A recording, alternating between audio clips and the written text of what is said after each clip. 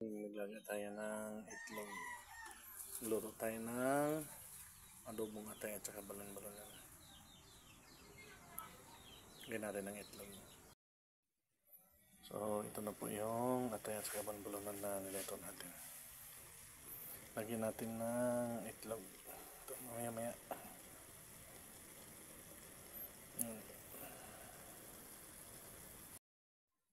So, yan na po.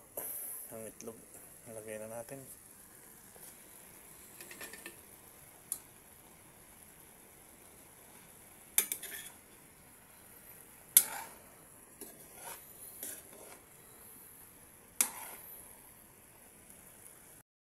Luto na.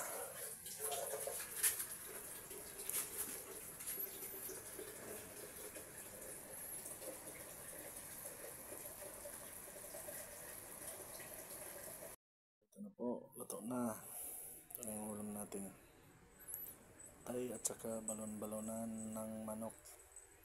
Tapos nalagyan natin ng hard-boiled eggs. Yun. Kain na.